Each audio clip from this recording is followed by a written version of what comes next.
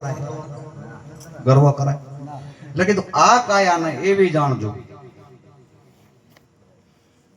આ કાયાના તમે એવી જાણજો છે પાણીના પરપોટા. હવે પાણીના પરપોટો આ પરપોટા જેવી કાયા આના પર શું ગર્વ થાય લ્યો? હે થાય? પછી કીધું જીવ ઓરે તોડો જાણ જટ કાણી ભાઈ, જીવ ઓરે તોડો જાણ જટ કાણી. પસે વેપાર માંડ્યા છે બધા ખોટા ભજાન વિના, ખાશો તમે જામના સોટા હાઈ. એકે વેપાર આપણે હારો નથી કરતા લ્યો.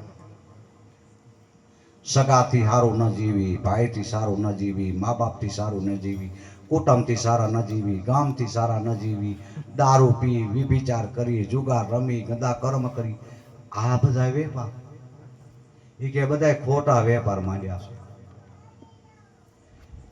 એટલે કીધું ભાઈ મોરગા નેણાય માથે છે ને હવે નવા કાં કરે મારા બાપ. મોરગાય બાંધીને આવ્યો છે ને હજી તો કર્મના ખડકલા કરે છે, આ કેદી તો ઉતારી લઈશ. એટલે આપણા મહાપુરુષોએ કીધું કે મારું ને તમારું કર્મ મને તમને છોડશે નહીં. પછી આપણને એમ થાય વાંધો નહીં, હું આને માનું છું એટલે મને વાંધો આવશે નહીં, એવો આપણને અહમ હોય કે હવે હું ગુરુના માનું છું એટલે વાંધો નહીં આવે, ના આવશે.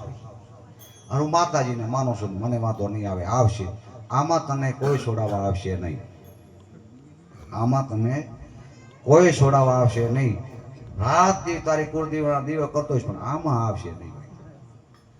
આમાં તો કોઈને હોદો જ નથી, હવરગા રહેશે. કર્મના કાયદામાં કોણ આવે? અને હું ખોટું નથી બોલતો, તમે રિઝલ્ટ જોજો. આપણે કેટલા દેવો માની, કેટલા ભગવાન માની, કેવડું આપણું કુટુંબ હોય, દુઃખ આવે ત્યાં આપણે રોયા સિવાય બીજું શું હશે લોકોમાં? ખોટું નથી બોલતો. કઈ તો મહાપુરુષ ગયા છે પણ તમે અખતરા કરી લેજો, રોયા સિવાય પછી આપણા કામ શું હશે? રોતા રોતા ભોગવવું પડે એવા કર્મ ના કરજો, કર્મ સારા કરજો અને સદગુરુને ચરણે જાજો. મને તમને જો સહારો આપશે તો મારું તમારું કર્મ સહારો આપશે, નકા નહીં આપે. કર્મને આપણે સમજવું પડશે. કર્મ એટલે શું? કર્મ અક્રમ બે વિકાર આવે, બે પ્રકાર આવે, કર્મ ને અક્રમ. કોઈનું જીવન બગાડવું, કોઈને દુઃખ આપવું અને અક્રમ કહેવાય. કોઈને સુખ આપવું એને કર્મ કહેવાય, સારું કર્મ કહેવાય.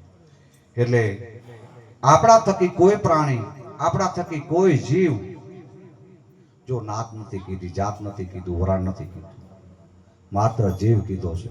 સંતોએ જીવ જ કીધો છે. આપણા થકી કોઈ જીવી દુઃખી ન થાય એવી જિંદગી આપણે જીવવાની. પછી આપણને કાંઈ થાય નહીં. થાય છે એનું કારણ આ છે.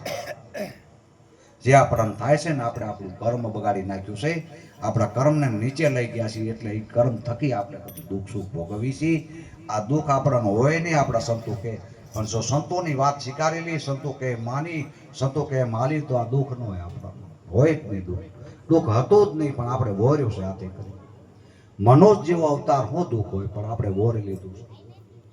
માયાના મોહમાં, માયાની લાલચમાં આપણે કંઈ જોતા નથી, અંધ બની ગયા છીએ.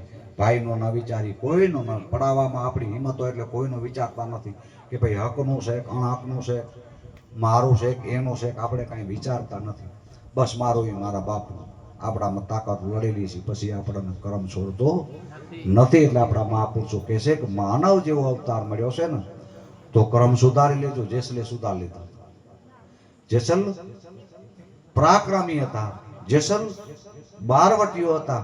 જેસલના નામે રોતો છોકરો સાનો રે, આવો હાહાકાર જડાકાર બારવટીઓ હતો. કચ્છની માલિકોનું નામ પડે ને કે જેસલ આવે છે એટલે માણસના ધ્રુજણી વસૂટે, આવું હતું. પણ એ પણ સદગુરુ ચરણે ગયા ને, એ પણ પલમાં પીર થઈ ગયા, એને કર્મ સુધારી લીધું. એમ આપણે આપણું કર્મ સુધારી લેવું. અને માનવ અવતાર મળ્યો છે તો આપણું આ ભાવ સુધારી અને પૂરો ભાવ આપણો સુધારી લેવી, એમાં આપણી ભલાઈ છે. પણ એના માટે આપણે ઓળખાણ પરમાત્માની કરવા માટે કોઈ સાચા સંતો, કોઈ બ્રહ્મ જ્ઞાની સંતો મળશે તો જ આ રસ્તો આપણને મળશે. નકા આપા મતે મળે એવો, આપા મતે જે ઉપાય ખૂબ કરશે, બહુ ઉપાય કરશે, પોતાની રીતે જીવ ઉપાય કરશે, કરોડ ઉપાય કરે, પણ છૂટી શકે નહીં.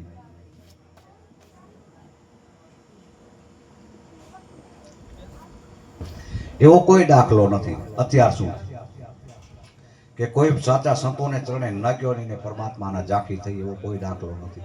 કોઈ લોભ લાલચની વાત નથી. રામને વાંચી લેજો ગુરુ હતા, શિવને વાંચી લેજો ગુરુ હતા, કૃષ્ણને વાંચી લેજો ગુરુ હતા, રામદેવ પીરને વાંચી લેજો ગુરુ હતા, કુંભારમને ગુરુ હતા, રવિ સાહેબને ગુરુ હતા, ખીમ સાહેબને ગુરુ હતા, કબીર સાહેબને ગુરુ હતા, અને જેસલ તોરલને ગુરુ હતા, ગંગા સતી પાનબાઈને ગુરુ હતા. જેટલા આપણા સંતોનો મીરાબાઈના ગુરુ હતા રોહિદાસ, એમ ગુરુ વગરના કોઈ નોકરા નથી.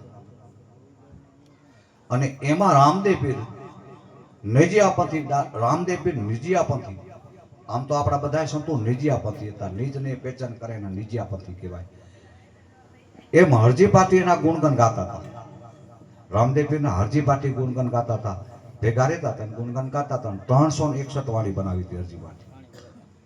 ત્યારે એક દી રામદેવ પીર આમ